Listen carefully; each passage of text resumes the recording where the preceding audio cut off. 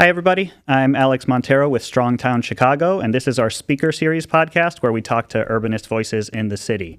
My guest today was elected Cook County Assessor in 2018, and since then, his office has been focused on ways to make the property assessment process more transparent, fair, and equitable. So to have that conversation today, please welcome to the show, Fritz Kaegi. Fritz, Hey, thank you for joining us. Yeah, thanks for being here. Glad to be here with everyone. So I wanted to ask, you entered public office and public life and public service in 2018 after winning the election for Cook County Assessor. Prior to that, you were in a business career. You were an asset manager for Columbia Wanger Asset Management for 13 years and have a MBA from Stanford. What made you choose to make that pivot from the private sector, from a business career to public service, and what did that transition been like? Well, I grew up in the South Side in Chicago, proud graduate of Kenwood Academy, and I'd actually heard about and gotten questions from my classmates in high school about how the property tax system worked, and I couldn't understand it. Basically, I was in the class of '89, and a lot of us in my generation, we started to become homeowners in the late 90s, early 2000s when the housing market was booming. And when the housing bubble popped in 2007, 2008, 2009, it really impacted a lot of communities on the south side and south suburbs. And there were neighborhoods where prices went down 20, 30, 40, 50%. But tax bills were going up. And this did not make sense to me. I thought, isn't there just a flat percentage rate applied to the value of your home? And isn't the value of your home, doesn't it move with the market? But as I learned more about it, I realized that was not the case. And I started to understand why people's bills were rising. First of all, so the assessment process had been politically injected into assessments, that there was all these issues with appeals, with people donating to property tax appeals lawyers, with numbers being conjured up behind the scenes in a way that was very not understandable. That sort of intersected with what I heard from my dad when I got to be at age of a homeowner. My dad, this is a common experience for people in Chicago. He said, "Son, look, you're going to get this number in the mail from the assessor, which has no earthly relationship to the value of your house. And you might think you're pulling one over on him, but actually you're being screwed because this is a non-transparent process, and you have to hire these lawyers who will send you stuff in the mail, and only then will you have some measure of justice. And if you don't do that, you're a sucker." And that is what a lot of people grew up with. And so that impression sort of combined with the experience of my classmates, and then combined with when I heard that the property tax system was a zero-sum framework. So basically, the way the property tax system actually works is that every person's assessed value is compared to the total assessed value in the place that you live. So if you live in Chicago, your tax bill comes from a couple different numbers: your assessed value, but also the total assessed value in Chicago. So your share of that assessed value determines your share of all the levies that have to be paid in Chicago, which is about $8 billion. And so then what you realize when you see this is that your tax bill doesn't only depend on your assessment, it depends on how other people are assessed, including big commercial properties. And I knew from my work, I managed a more than $10 billion mutual fund. I covered companies around the world. Our firm and funds were invested in some of the leading real estate investment trusts, not only in the United States, but in countries like Japan, Singapore, United Kingdom, France. There are sort of certain understandable metrics that are used for valuing commercial properties. And actually, a lot of commercial properties in Chicago are owned by publicly traded companies, and you can see how they're valued on their books. Right. And then you can compare those values with how the assessor valued them. And I did that. And they were way off. Things like the Merchandise Mart, things like the Sears Tower were valued far below what they had recently sold for or were valued on the books. And then I made the connection and I said, wait, my classmates, the people I grew up with, Their bills are rising because these other values are not reflecting their market value. They're literally paying the bills for these bigger taxpayers. And as I thought about this, I thought, well, people are realizing there are a lot of problems with our assessor. This is in the early 2010s. Surely he'll get a challenge in 2014. He did not. He didn't have an opponent.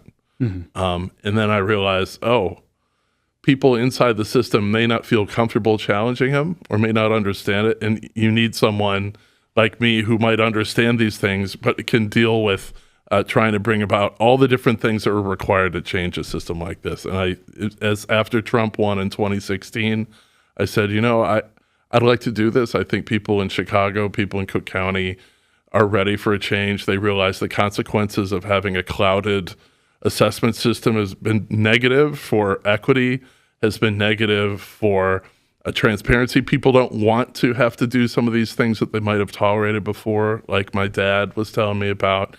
And people could believe in a vision of something that's different. And so I said, I'd like to do this. And that's so you ask a short question, long answer, right. But that's how I got here. Okay. And help us understand, especially for folks who aren't super familiar with the overall process, the assessor's office has a role in determining what the property tax bill is by assessing the market value, or the fair cash value, as it's called in Illinois, of properties. But there are other entities that also determine what final bill gets paid, from city councils to the Cook County Board of Appeals. Can you talk a little bit about what role the assessor's office plays versus some of those other groups? Absolutely. And by the way, this is why I'm so happy to be on the show here with your viewers and your listeners, because oftentimes you'll hear that Cook County's property tax system is very complex. And it's true, but sometimes the way that that's said is kind of said in a way that you really shouldn't be asking about these things. And I think engagement is so important because, yes, there are a lot of different moving pieces, but some of the concepts are pretty simple. And so let's work through them. So, assessments are what are properties worth in the market? This is based on actual transactions that happen, on metrics that in many cases are very readily observable. And we're the first part of the process of estimating the value of every single property in Cook County. So there are 1.9 million properties. We look at 1/3 of the county every year. This is 2024. We've just finished doing our snapshot of values in Chicago. That's what happens in a reassessment year. We're looking at what are homes worth, what are commercial buildings worth, what are stadiums worth, what are hotels worth, what are data, everything. And we do this based on transactions that have happened, based on quotes that come from market participants. In many cases, especially with homes, there's oodles of data. But we're the first step. So we send out to every homeowner or property owner in Chicago in a reassessment year, here's our estimate of what your property is worth based on these things. On our website, we have a rich amount of information showing you how we came up with these numbers. If you own a hotel here in the neighborhood, any commercial property, you can go to our website and see how we came up with its value. And with homes, we show our whole models. This was something that the office did not do before. And then once we've done that, you have a period to say, hey, you got our property incorrect here. That's the appeal process. Even if we're really good, there are going to be all sorts of cases where we're off. Maybe there's some things that we didn't know that we should have known. Or maybe you've identified some situations where we're treating things inconsistently. There can be a lot of different reasons for the appeal. Once that is done, it's not done for you, the homeowner. You have a second chance to appeal at another body of government called the Cook County Board of Review. And they will hear your appeal, and they'll hear the same evidence. And once that is done, then the assessed values are set for the city of Chicago. And then the second part of the equation kicks in, which is levies. Sometimes this word kind of mystifies people. What is a levy? Is it a rate? It's not a rate. A levy is an amount of money that needs to be collected. There are about a little bit over $8 billion of levies that will be collected by different units of government in Chicago this year. And that includes different kinds of fees and all of that goes into what is the city budget? These are property tax levies. So these are the things that are going to, what's the biggest levier in Chicago? It's the Chicago Public Schools. That's a little bit over half of the levies in Chicago. Second largest is the city of Chicago. There's a lot of discussion out there in the news about whether the city of Chicago will raise their levy by this amount or that amount. It's important to remember how much is that relative to the $8.5 billion in total levies in the city of Chicago. And usually who's driving the bus for the biggest increase? It is the Chicago Public Schools. And that's true in the suburbs too. There are about 18.5 billion in levies in all of Cook County. So Chicago's about 8.5 of that. The suburbs are about 10.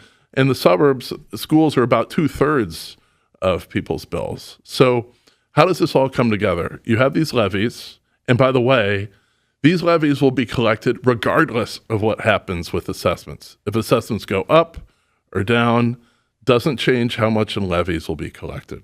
So that's one important thing about our system to know. There's no incentive from the assessor or from the board review to make assessments go higher to collect a certain amount of money. No, these levies will be collected regardless of where assessments go. The reason why we do assessments is not to come up with a certain amount of money to be collected, but it's to determine each person's share of these levies. There will be 8.5 billion of levies in Chicago across all these different levies of government. Who pays what? That's what assessments are there for. And so it's not only important for all those viewers out there, and this is really, try not to get lost in the detail, but instead engage. The key thing to engage on is, did you value my property correctly? That's the first part. But the second part is, how are you valuing other properties in Chicago? Because that's very important context. Your assessment could go up, but your bill might go down because your share of total assessed value might have gone down. In Chicago, when we reassessed it in 2021, there were more than 100,000 households whose assessments went up, but their bills went down because their assessment went up by less than Chicago's total assessed value. It's relative to the other properties that you said. It is relative. It's a zero-sum system. And so what is happening this year, residential assessed values are up, give or take, in the low 20% range. Commercial properties are actually up a little bit more. So that's through before we've completed our appeals. We're about to finish up with appeals in Chicago, and then we send it to the Board of Review. And they may change things as well. But those are the key numbers to look at. And for everyone here looking at their own assessment, compare with what is the market value upon which your assessment is based, and is that fair? Is that too high? If it's too high, that's a good reason to do an appeal. Mm-hmm. Now, I know that when it comes to equity and people's share in the overall levies that the city, the school system, everything needs to run, and how much they pay in that, there's a concept that property tax policy wonks refer to as the J curve. Could you tell us a little bit about that and how that looks and how it's changed in Chicago over the past few years? Sure. So if you look across the country at people who do work like us, assessors, we're trying to estimate the value of homes across the price spectrum from lowest value to highest value. If you organize all the homes from lowest value to highest value in every market, assessors should, if they're doing their job well, have their assessments where they're right in line with market all across the curve. From the lowest value homes to the highest, you want to be at 1.0. So whatever you're estimating the values to be worth when they actually transact, were you too high or too low? You want to be right in line with market. And for there not to be a tendency to over-assess or under-assess at different parts of the price spectrum. Right. The idea being that when the house or the commercial property sells, ideally it would be exactly the price of what the assessed value is. Right. Every time there's a sale, it's like a test. It's an outcome of a test on our work. Did we estimate it too high or too low? And if you look at people like us across the country, generally assessors tend to over-assess homes at the bottom end of the price spectrum and underestimate them at the top. Professor Chris Berry at the University of Chicago has done amazing research on this, sort of demonstrating this, that nationally, homes at the bottom 10% of the price spectrum can sometimes be 50% or more overvalued with respect to what the assessor was. So the assessor's estimating them at 150, but they actually transact at 100. So that's 50% overvalued. And then at the top end of the spectrum, the assessor, the things are transacting higher than what the assessor is assessing them at. And sometimes that ratio can be like 2 to 1. And when we came in Cook County, it was higher than 50%, that difference between the lowest 10% and highest 10%. Professor Berry has done research recently on how we're doing. We've eliminated about 80% of the disparity that was there. But let's talk about why that can happen. There are two big reasons that Professor Berry has identified and that we can identify. First one is bad modeling. You're averaging things that should not be averaged. You would not want to average house price sales in Hyde Park with house price sales in Washington Park or Woodlawn, poorer communities with lower housing values than in Hyde Park. Because then what would you do? You would overassess Woodlawn and Washington Park and underassess homes in Hyde Park. So you need to be very sensitive to making sure that you're comparing apples with apples when you're assessing things. And a lot of assessors in the country are doing too much of this averaging, and we think there was too much of this averaging taking place before we came in. We went to a different kind of modeling, different kind of data science that is more sensitive to locations, that looks at lots of different factors block by block to make assessments more accurate. So that's how we've basically done much better on this tendency than in the past. But there's still a little bit of regressivity. Why is that? What's going on inside the house, which we can't see. I'll give you an example. A house I grew up in Hyde Park, very similar to the house next door to it. My parents never wanted to spend money on renovating a kitchen or bathrooms or anything. The folks next door had a really fancy, tricked-out kitchen. Imagine if you're looking at $200,000 homes. The one with the fancy kitchen sells maybe for $230,000. And most models would say that our house, the house next door, should also sell for $230,000, but it may actually only sell for $170,000 because the influence of things inside, which the assessor can't see. So we think we have an initiative to get access to federal mortgage appraisal data, which does have information about those interiors, which would eliminate that tendency to regressivity across the nation if that data was made available to offices like us. Right, because when people take out mortgages, both in and out of the house is looked at carefully in that valuation process by the bank. Exactly. Actually, since the passage of the Dodd-Frank financial reform in 2010, most people don't realize that pretty much every home mortgage in America is guaranteed by the government, by Fannie Mae or Freddie Mac, which are government chartered enterprises that buy up mortgages and guarantee mortgages, or the FHA, the Federal Housing Administration, or the Veterans Administration. And so the government, so that it can be sure that it's not getting ripped off when it guarantees everyone's mortgage, they require an appraisal to be done to certain standards for every time you refinance your home or buy new.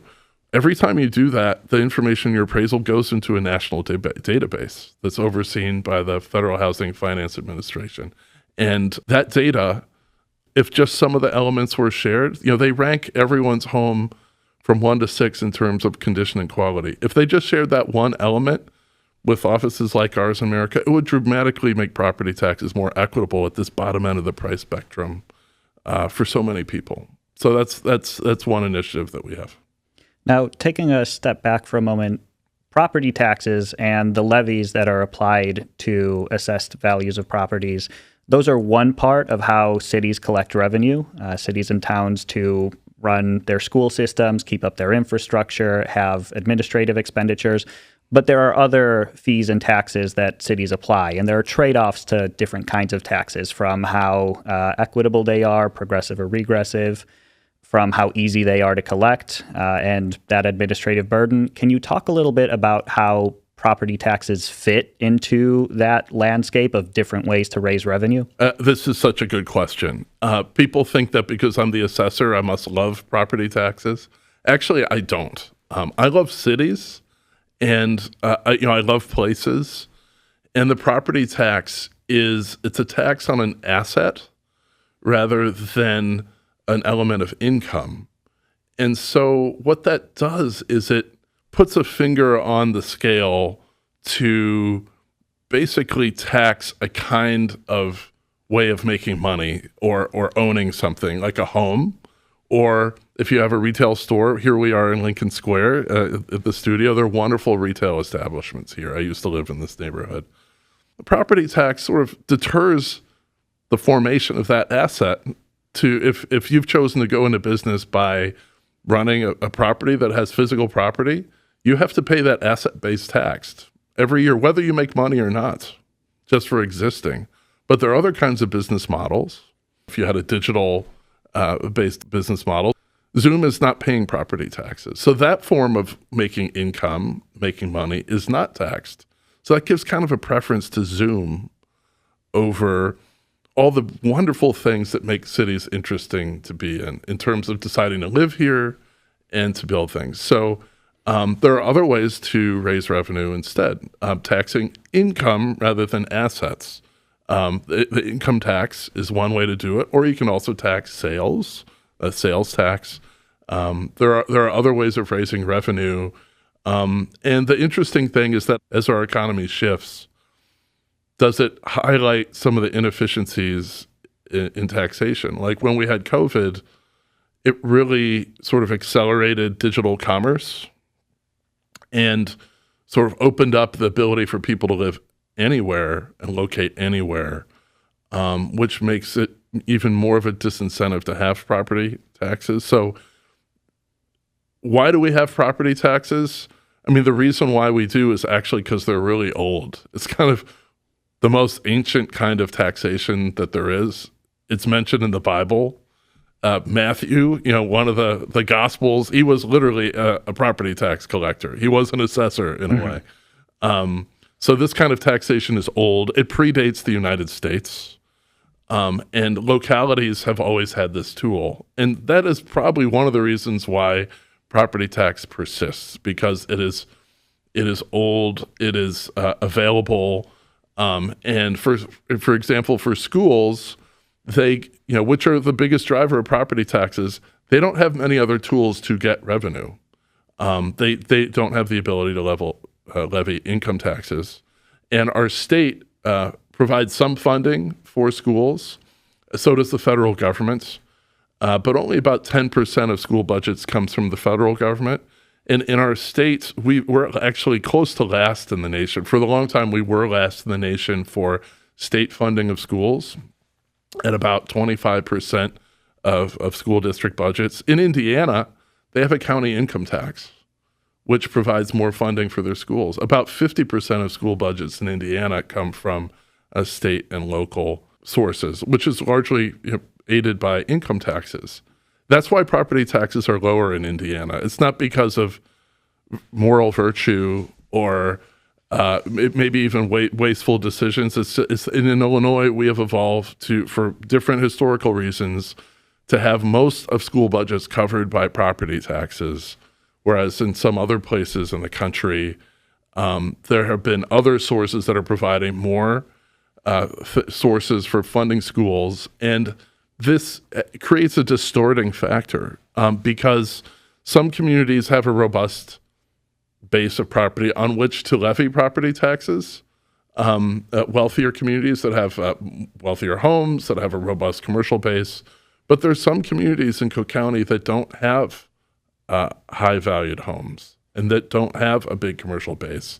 And so that means if you're making a decision to live there, you're signing up for a high tax rate just to be able to finance and keep the lights on at your local schools. And so the decisions about how we fund schools are actually a big reason about why property taxes are high or low in a community. Mm-hmm. In Chicago in particular, I believe the school tax levy assessment is over 50%, correct, of what gets taken in for property taxes? I believe it's around 55% in Chicago currently. And there are limits on how much some taxing bodies can raise their levy every year. And those are set by statute? It's set by the state law. It's called PTEL. And in our context in Illinois, it's actually important because we have many units of government for our quirky historical reasons in Illinois. And so that is one reason to control what these different units of government are doing in levies every year. So they're generally allowed to raise by 5% or inflation, whichever is less. And that is true of the Chicago public schools. Now, one element, and you just alluded to it, one element of property taxes that makes them unique is that they're a tax on the theoretical value of something at the time it would be sold. Mm-hmm. But that doesn't always correlate with the income of the people living there or other characteristics that might affect their ability to pay that. I know that's a big concern in a lot of neighborhoods from gentrification, where you have working class families where the value of the properties they live in, which often they're renters in, they don't have an equity stake, goes up tremendously, and so does the rent, even if their incomes have essentially stayed the same, and that fueling displacement. How does your office think about that impact that property taxes can have on particular people in neighborhoods where valuations are changing? Even if the market value is right on the money and perfect, how that might affect different groups depending on other factors like income? Well, you're right. It's an asset. Property taxes are based on the value of the asset and not on your income. And that can have really excruciating effects on people. If your income hasn't risen to be able to pay property taxes, if you lost a job, if you made a decision in your life to be a caregiver where you're not getting any income, but it's really important for your family, or if you've become retired and you're on a fixed income, all these things, the property tax system is not making enough reference to. Now, there are some safeguards in the system that we have. There's a senior freeze on your assessment. If you're a senior citizen over age 65 and your income is below $65,000 in your household, your assessment's frozen in place. And that prevents you from being priced out of your community. It's one of the most valuable benefits provided in the state's property tax code. There are also exemptions that inject a measure of progressivity into the system. So every homeowner is entitled to a homeowner's exemption, which provides some relief off of your bill. And not enough people are signed up for this. About 1/3 of homeowners in Cook County have not signed up for the homeowner's exemption. It saves them about $1,000 off their bill, give or take. So people should get signed up for that. And one of the great things you could do at this holiday time of year is if you have a holiday list, look at your list of addresses and check if they're living in Cook County, check if they have their exemptions. And that's a wonderful holiday gift to someone to say, hey, I noticed you weren't signed up for the exemption. You could be saving $1,000 a year. Once you get those refunds sent to you for the amount that you overpaid, maybe you should take me out to dinner. And to that point, that information is public on which properties get which exemptions. That is exactly right. So you can go and look through a list of addresses and check each address on our site and see who has their exemptions. And you should check your own, check your loved ones, but also check your friends too, because it's a nice thing to do, and it'll make our system a little bit fair in a system that's pretty regressive. But we think that we need another safeguard in this state, which is not something we currently have, but the 29 other states do. It's called a circuit breaker, where if you've experienced a spike in your property tax bill and your income is below a certain level, you would get relief for a certain period of time from the increase in bill that you're experiencing. I have talked to so many people in communities, not only this year, but in previous years, where through no fault of your own, you're experiencing much higher bills because residential prices in the neighborhoods are rising, or maybe something the property tax base in your community is shifting in a way that you don't control, but your bill is suddenly up over $1,000 and you have 30 days to pay it. That's happened to over 200,000 households in Cook County once in the last 3 years. And a circuit breaker could provide relief for people in those situations. So this is this is our top legislative initiative. We'll be pushing for it in the spring in the General Assembly so that we can adopt a program like this in this state to follow the 29 other states that have the same kind of safeguard for people in this situation. And for people to understand, how is the circuit breaker different from some of the exemptions and the freezes that already exist? Well, exemptions and freezes, they provide a benefit to homeowners who qualify, but they do shift burdens. Because if someone's getting a senior freeze and their assessment is frozen, remember how the system works. Your assessed value is staying in place while everyone else's assessed value is growing. That will cause your bill to possibly decline, but that shifts some burden onto others. If you're reducing one person's assessment, someone else has to pay it because those levies are going to be collected, right? That's how the system works. All the levies are collected regardless of what happens with assessments. The circuit breaker would work differently because it would be funded by a funding source. In our case, we would recommend that the county and state both participate to fund a circuit breaker fund that would provide relief to people. And that relief would not come at the expense of other homeowners directly in the property tax system. Of course, funders have to provide money from it, and that's a funding decision that they're making that could go to something else. But it doesn't have a distorting effect. When you have exemptions, some communities that have a very small property tax base, if you change exemptions, it can boomerang. When the homeowner's exemption was, and senior exemption and senior freeze were changed in 2017, some communities that didn't have much of a property tax base experienced a whirlwind. In Park Forest, thousands of people fell off the tax rolls because the people who qualified for those higher exemptions, those exemptions grew to be greater than the value of their house. Right. So their bill went to zero. Okay, big win for them. But the other taxpayers who remained in Park Forest had to cover what was lost. They're now covering their share of assessed value in Park Forest grew, and so their bills rose a lot. So we don't want that to happen again. Property taxes are putting a lot of people under financial pressure right now.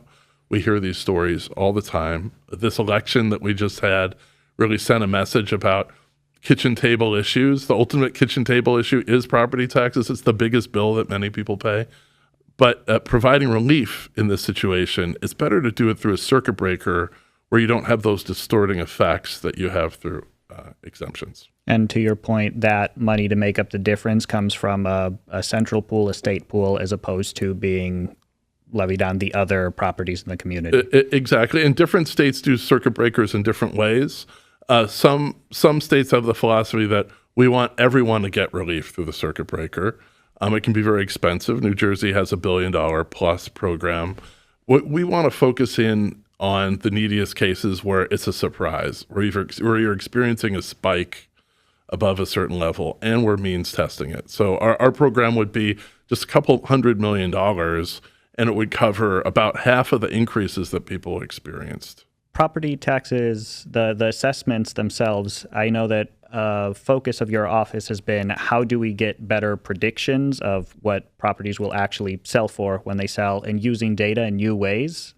Can you talk a little bit about what the changes are that your office has made and what some of the success stories are in terms of pulling in new data to get more accurate and realistic assessments? Sure. So we have a wonderful group of people on our data science team, which tackles the problem of modeling this.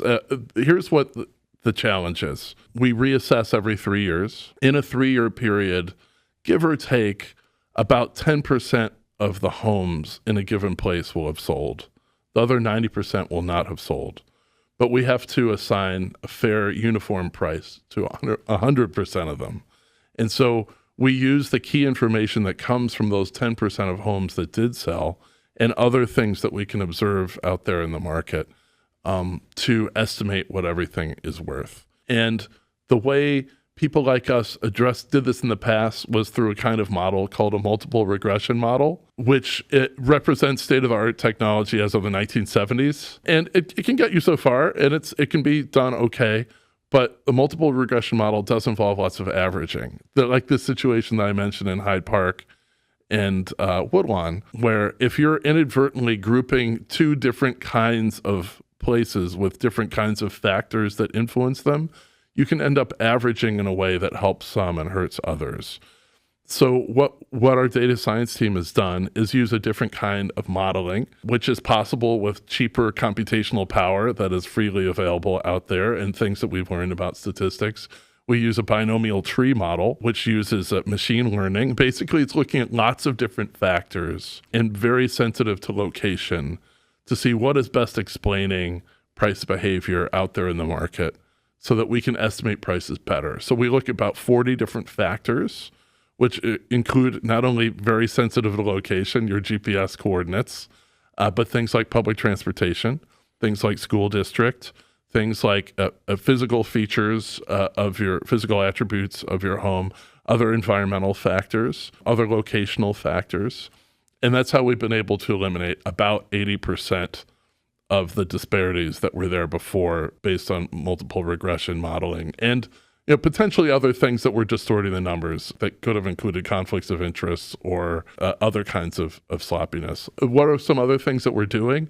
We're trying to get better physical attribute data, condition and quality data, and clean up incorrect data so that the modeling gets better. You can imagine how if you have incorrect data about homes in Chicago, this modeling exercise could be garbage in, garbage out. Right. That home that we saw sell in Pilsen that we thought was 1,000 square feet that sold for a really high price, maybe it actually had 3,000 square feet and we didn't know about it, and a reasonable price was paid for it. So that's why we want to make sure that our condition and quality information is also accurate. So we're investing a lot in hiring and in technology and other data sources so that physical attribute information is better. The modeling state of the art is evolving a lot. We think we're doing a good job on that. We always want to get better with like the physical and other qualitative information. Mm-hmm. There's what you know about the property and then how you crunch the numbers together. Right. Advice for people out there, if you're constructing an appeal, a lot of people have sort of been taught in the past, oh, you should look at comps and do your own research on comps. That may not be as effective as it used to be because we have lots of information about comps. We may know more about comps than you do, even if you put in a lot of work to it. But there's some things that you know that we don't know. What's going on inside your house? There are probably things that you could tell us about detractors to value in your house that we don't know. And that is actually the most important thing to put in an appeal, to say, hey, this home is not an average home. It's a below average home for these different qualitative reasons that detract from its value. And here's the evidence for that. So you should be comparing my home not to an average home like it, but to a below average home. And that's a more effective way to bring about information in an appeal. Since you brought that up, the appeal process is mystifying to a lot of people, and it's also something that folks like your father have had the attitude in the past of appeal every single time. It can't hurt. Maybe it'll go down, but give it a shot, see what happens.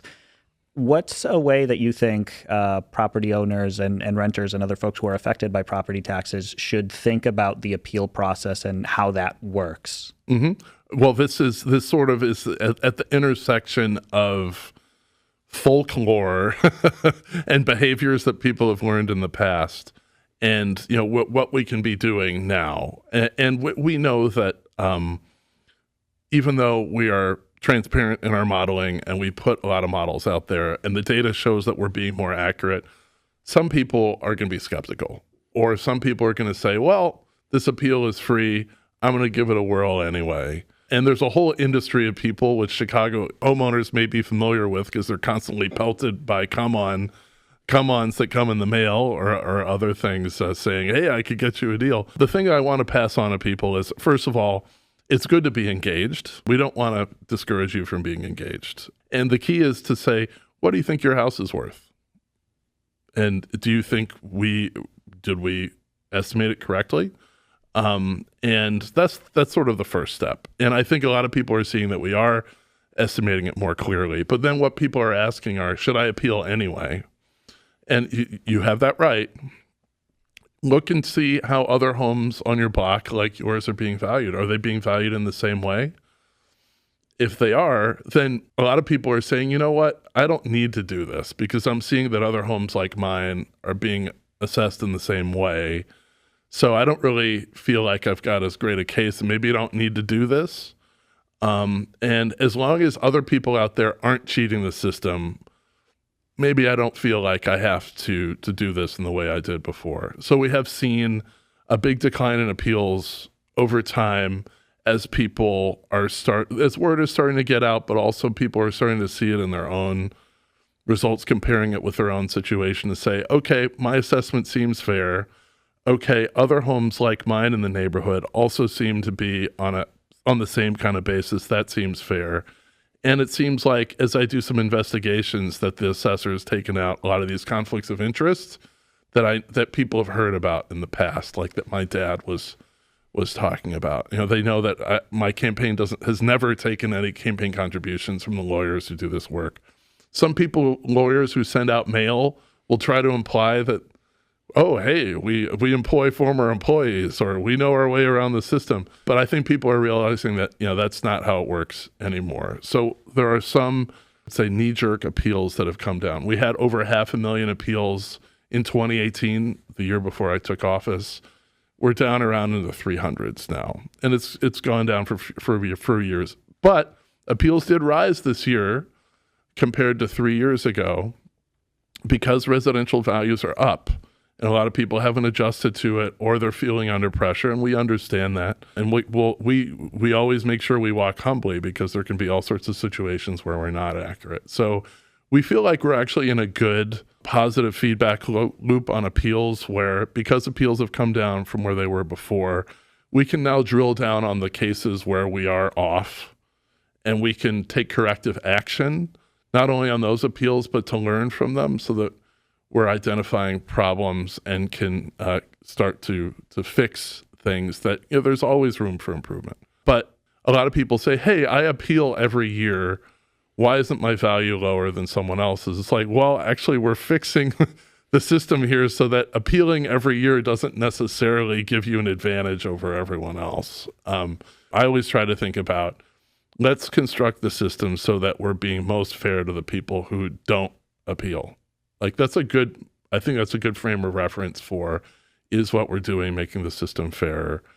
Because if the average person doesn't appeal, and people shouldn't have to appeal. If you look at the rest of the country, small single-digit percentage of parcels are appealing.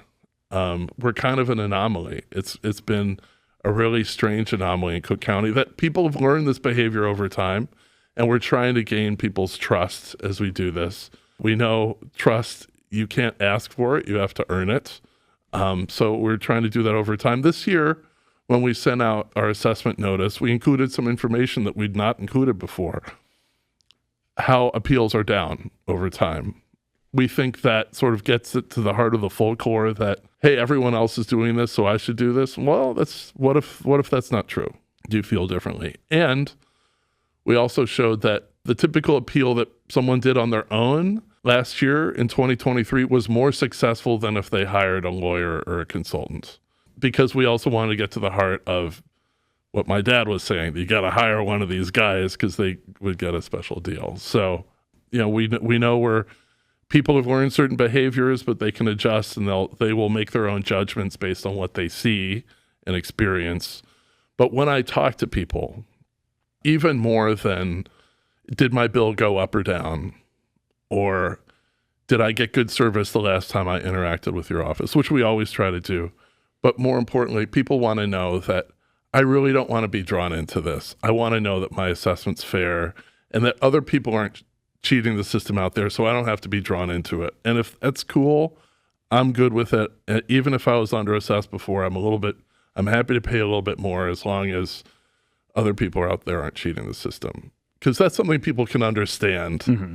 And that's why I encourage people to engage. Don't be intimidated by what you might have heard or things you might have learned before, or by facial complexity. Just think, hey, did we assess your home fairly? Are others like it being assessed fairly? Those are two gauges that people can observe in their own life to see if we're doing a good job or not.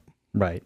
One of the focuses of Strong Towns is land use and the way that taxes affect land use, but also land use affects the tax base and what policy cities end up needing to take. What are ways to think about that in terms of how property taxes play a role in how neighborhoods develop, how vacant land is used or not used and continues to sit vacant for a while? What are some ways people can think about the role of property taxes in that?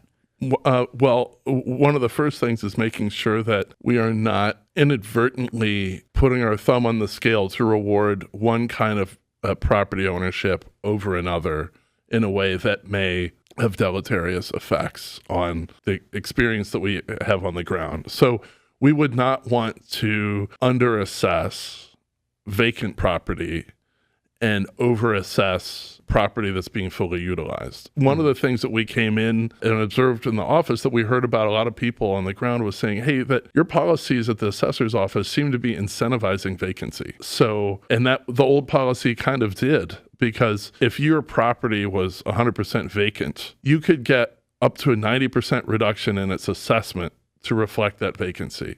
And people would get that for decades. And you could see how that could have the opposite of the intended effect, in that it's rewarding vacancy and penalizing occupancy. And was that for both commercial and residential properties? That was true for both, but it was especially notable in commercial. We heard from local neighborhood chambers of commerce, and and this is true all over the city. Up north from here at Six Corners, the Chamber of Commerce that addressed the six corners at the intersection of Milwaukee and Irving Park, that was one example where there was a lot of vacancy that seemed to be opportunistic, that people were intentionally keeping properties vacant because the financial bet was not to make income from the property, but to get a win from the appreciation of the underlying land while minimizing their ongoing costs. Yeah, it was land value speculation. Right, exactly. And this was true in South Shore. This was true in Lincoln Park on Clark Street, a lot in South Shore on 71st Street.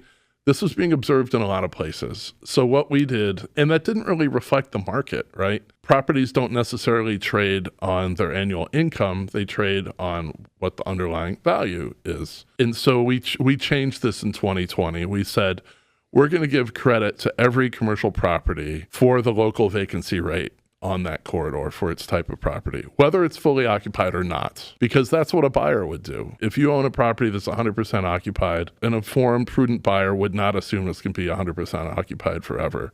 They would assume that this property will get an average level of occupancy in its area, just like any other property.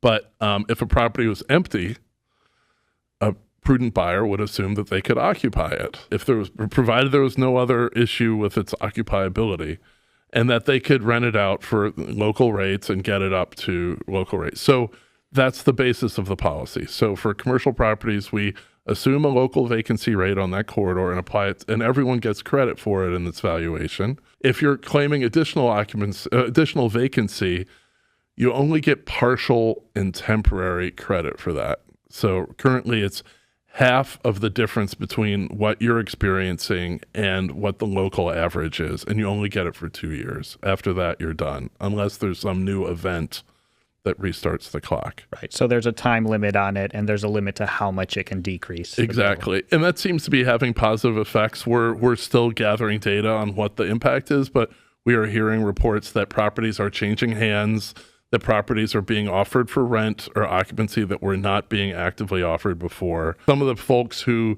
got this temporary vacancy relief, it's now expiring, and it's causing people to rethink how they're doing it. We think that's pushing things in a beneficial direction. In Cook County, we have differential rates for vacant land versus commercial property versus residential property. You know, there might be some rethink that needs to be done. Should we really be assessing vacant land at 10% of market, whereas commercial properties at 25% of market? Maybe vacant land should be on an even playing field with the commercial properties. That could be one thing that could be changed. Mm-hmm. And that would be something that would be done at the policy level. At the county board. The county board level would decide that one. Mm-hmm. Okay.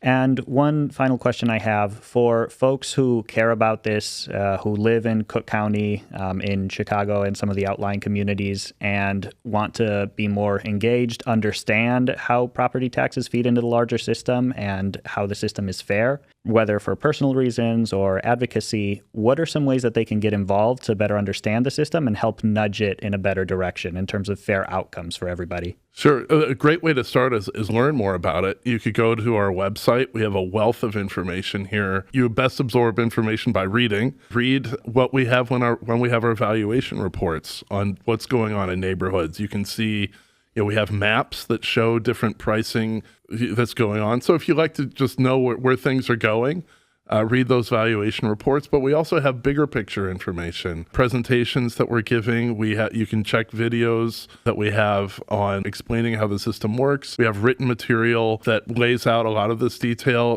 in one site that was not there before. You had to piece this together years ago. We have dashboards that are really good for showing how tax bases are shifting at different phases of the cycle between the assessor's office and the board review. Just to give an example, we in Chicago in the last few weeks have been had a great debate about Chicago's levy. Will Chicago raise its property tax levy by $300 million? Aldermen voted that down 50-0 in reflecting public opinion. They don't want to pay any more property taxes. And there's been a lot of talk about, what is the levy going to be up 100 or 200 million? Well, if you go to our website, you can see how much property tax burdens shifted in the reassessment in Chicago in 2021. We reduced homeowners' share of the burden at our phase by several percentage points. And if you remember that Chicago's levy burden is about $8 billion, if you have a shift in burden of several percentage points, that might shift the property taxes paid by Chicagoans by hundreds of millions of dollars. And then the board review, the second part of the assessment system, they made big cuts to our commercial assessments, but didn't do much with residential, which shifted much more burden back onto homeowners. 6 percentage points of the levy burden was shifted at the board review stage in 2021. That's about $500 million annually. That's way bigger than the $300 million that was just being debated here, but it didn't get enough attention. So your viewers can really learn a lot and see how much burden is shifting at different phases of the reassessment. The county just did a big study, we're part of a reform group of all the county taxing agencies. They just looked at commercial assessments and showed that the assessments coming out after the board of review stage have been coming out too low. And you can see, how much an impact that has on homeowners. It showed that in the north suburbs, when we reassessed it in 2022, values were about 30% too low on commercial properties versus the market sales that happened subsequently. Well, 30% too low in a place where, the about $4.5 billion in levies, that's hundreds of millions of dollars being shifted on about 400,000 homes. So people out there can do really good analysis and research. It's always good to boil things down to a single number. Like, what are these things? How do they impact an average person? Sometimes these levy debates that we have at city councils, they may not have the same kind of impact that people think versus these burden shifting kinds of factors that are out there that we really like to point to. We think people get really informed about. So we have a wealth of information on our website that people can check out. We do several different events that people can tune into. We've had a conversation on race and real estate over the years, and we've had great panel discussions on that. They can tune into that. We had a great panel last summer with Chris Berry, this expert at the University of Chicago, and the head of the CHA, and people who are living this experience, who've been in real estate markets in Black neighborhoods over the decades. It's a great conversation. We just had an event on building Latino home equity at Northeastern University. So all these events you can all read about them and keep track of them on our website by signing up for our email list too. You can keep track of them. Okay, fantastic. Well, thank you so much for sitting with us today, Fritz. Been very generous with your time and the information you've provided. Thanks for joining us and for encouraging people to how they can get involved. Well, thanks, Alex, and glad everyone's here today. Thanks.